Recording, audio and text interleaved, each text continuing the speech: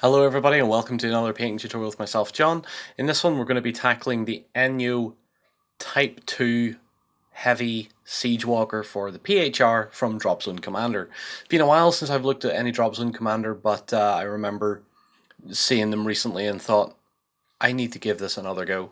So what we're doing in this video is basically trying to replicate the book images and the product images. So we have that sort of pale bone color armor going on, but we're trying to simplify it a little bit and make it an effective, simple color scheme that's easy to replicate for a larger force. And hopefully we've achieved that. There's a couple of things in there that I want to point out as I go through, and in general I hope you're going to enjoy this one because I certainly enjoyed painting this one. So without further ado, let's get stuck in. So the first step with the Enyo, because it's a resin miniature, we had to clean it, take off as much flash as possible. I still see a couple of pieces here and there. Make sure that was all tidy, construct it, and then prime it. And what I've used for the primer is Citadel's Grey Seer base coat, just the aerosol can, and that gives us this nice neutral sort of light grey finish. So the first colour I want to add here is Ushabti Bone Air, and we're going to be putting that through the airbrush. We're going to be using quite a fancy thinner, which is AK Interactive's acrylic thinner. This is great. This is for their 3rd generation acrylics, but it works really well with nearly every acrylic paint I've used so far. I have extensively tested it. I bought a couple of bottles and decided to play with it. So I've put like 4 drops of that into the cup of my airbrush, and then a little bit of Ushabti Bone as well. So it's not terribly well thinned or heavily thinned, but it will do the job. So this is going to be an overall base coat using the airbrush. So let's see here.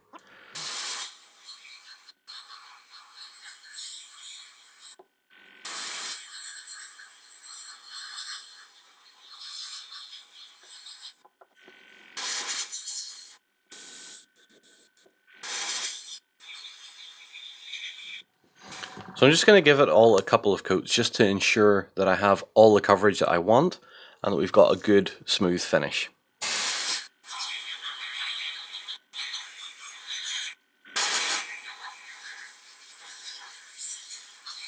So we can now leave this to dry, give it about 15 minutes or so with that acrylic thinner. It does take a little bit longer to dry, but when it's done we can come back and we can look at the next coat. So with the Ushabti Bone now dry, we're going to move on to our next colour, which is Typhon Ash, again another air paint from Citadel, and we've only put a few drops of that into the bottom of the cup of our airbrush, and again another couple of drops of our acrylic thinner. And this is going to be like an overspray over the top to sort of do a little bit of a semi sort of highlight, sort of the upper areas are going to be a little bit lighter. So again, we're going to try that out and make sure it works. Okay, and we're just going to angle it and just hit the model from the top and sort of a 45-degree angle.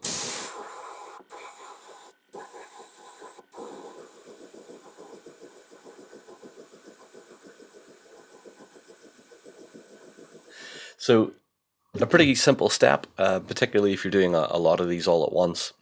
We're going to, again, let this dry for a while, and once it's dry we can start working on some of our other base coats and maybe a little bit more highlighting later on. With the airbrushing steps now done, the Typhon Ash is dry.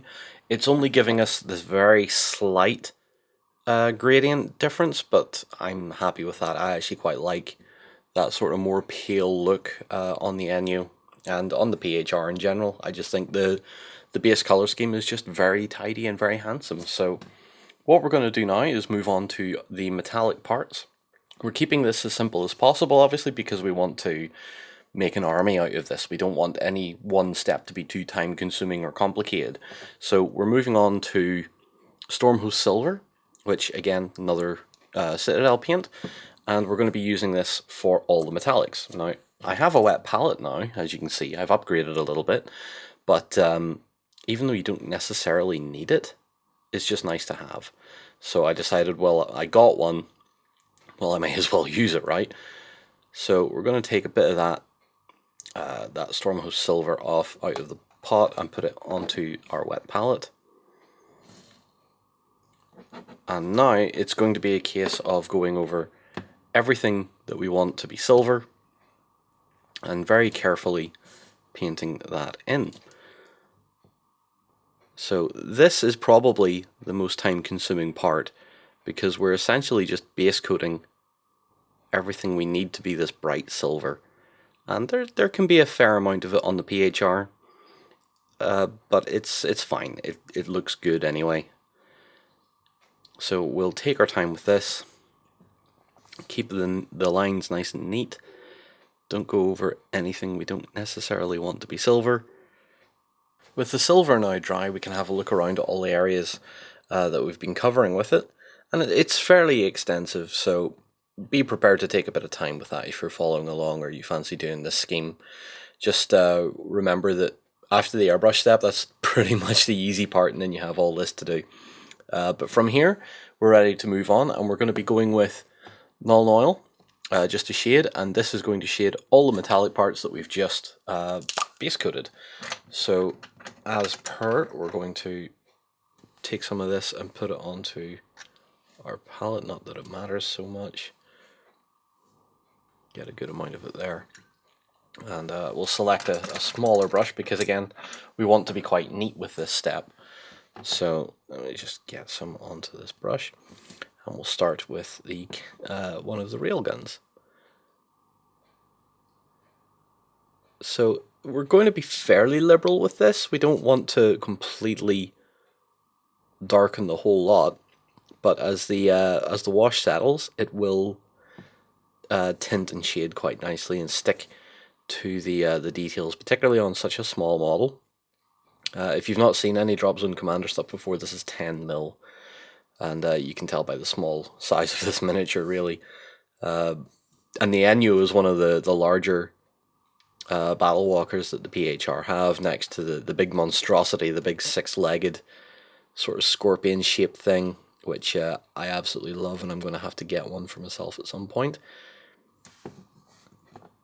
But you can see just how simple and effective this bit of Null Oil over the metallics works.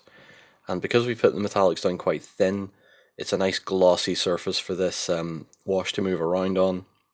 And it will shade very, very nicely as it dries. But again, we want to be careful. We don't want to overdo it too much. We want to make sure that the wash gets into all the areas that we need it to and doesn't flood details out too much.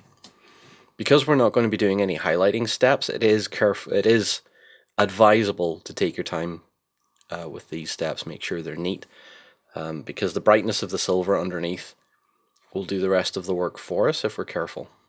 So with the Null Oil wash more or less dry, it's a little damp in places. I also noticed I'd missed the silver on these veins here, so I quickly did those and got the wash down on them as well. We really start to see that contrast in the PHR, coming from that nice bone pale armor to all the bright silver of the mechanical parts. And honestly, at this scale, you don't need much more than this for a tabletop miniature, that's for sure. And with that, now we're going to move on to working a little bit more on the armor. So for this, we're going to be going with Green Stuff World Wash Ink, which is Ancient Sepia. One of my favourites, actually, out of the range. I use it quite extensively. And we're going to be using this to line and shade some areas of the armor, particularly the panel lines. And we'll be thinning it a little bit more to go across contours in the armor as well. So let's start down here on this arm. And what we're looking to do here is just put this ink into the panel line.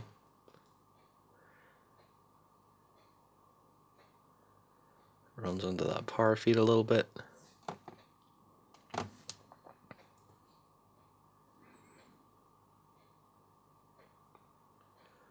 And we want to be fairly liberal with applying this, but we also need to be careful. We almost want to flood the detail, but not quite. So that what we get is a definitive panel line. Even from our further out view, you can see that that line is a lot more visible now than the other one.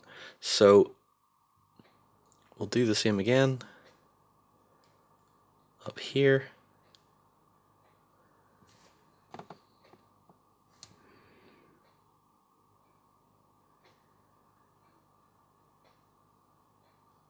We're just going to follow these lines.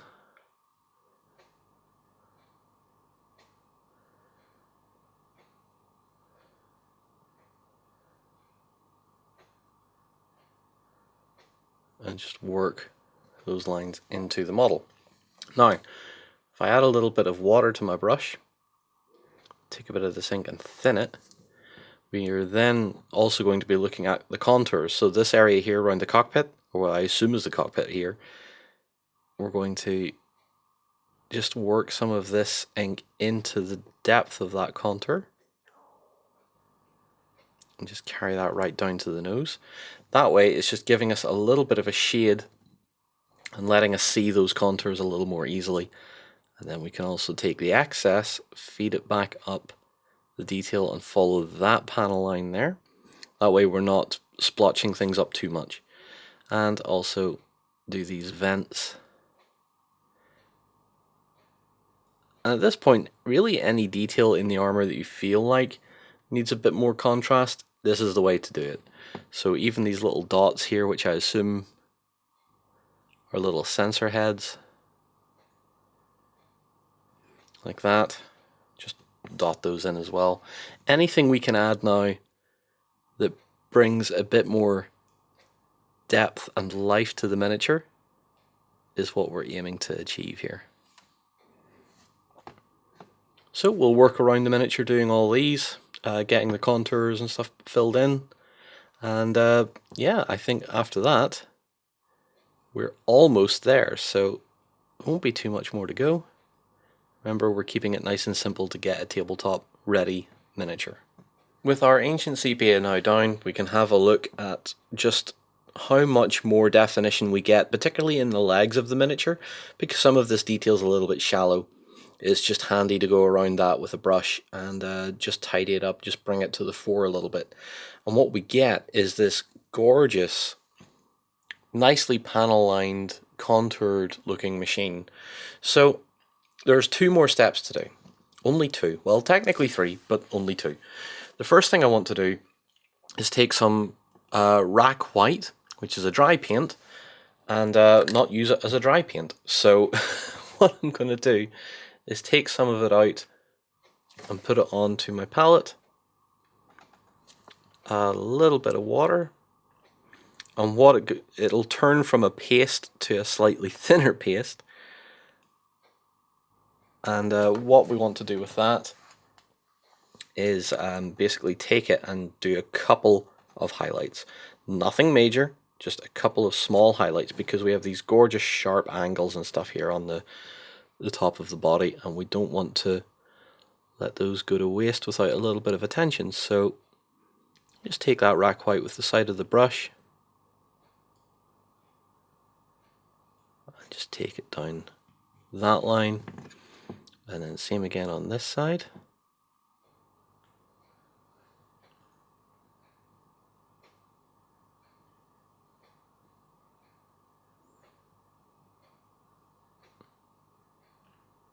Take it down to about there.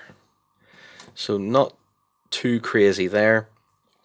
And then I think as well, again with the side of the brush, we're going to do a little bit around this cockpit hatch. Just take it down and follow that contour a little bit. And same on this side.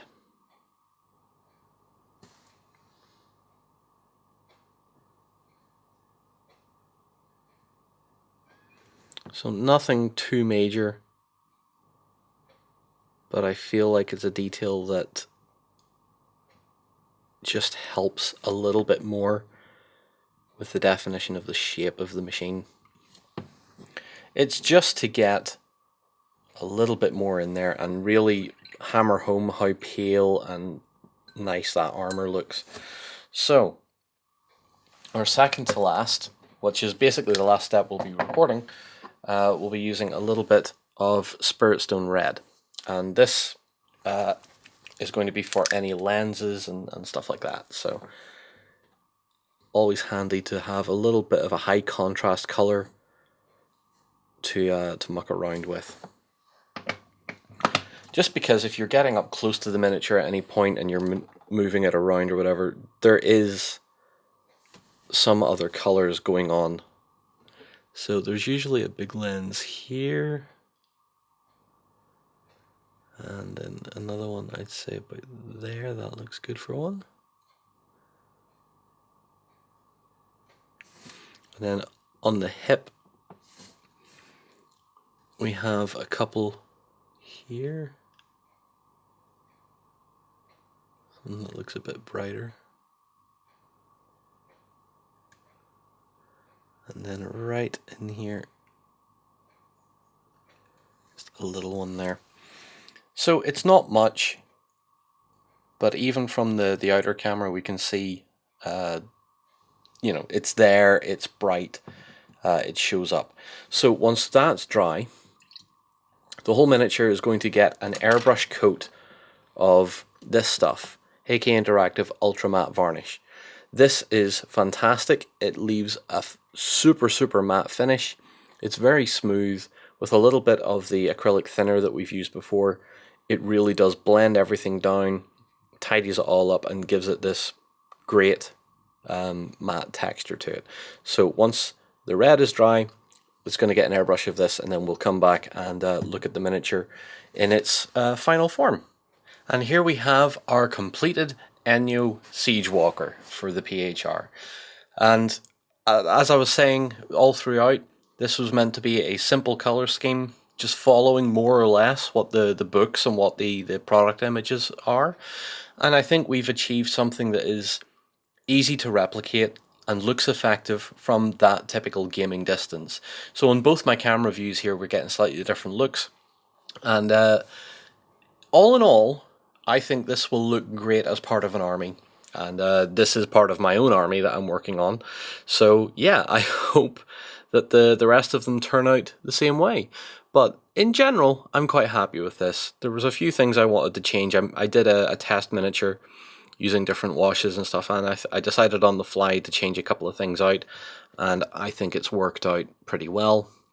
I initially used a darker wash on the panel lines and realized that, you know, maybe that sepia color just looks a bit nicer. Almost like a touch of grime in there, as well as just something to define the shape of the miniature. So all in all, I'm very happy with this one. I hope you guys are too, and I hope you enjoyed watching this one. I'm pretty sure this is a fairly short tutorial because there's not a lot of highlighting and stuff going on in there. But what there is there, I think, is effective and works well. Anyway, as always, guys, thank you so much for watching. Please stay safe out there. Drop a comment below, let me know what you think. And until next time, take care. Go ahead and check out our other content on screen now. And while you're at it, why not hit subscribe and remember to ding our dong.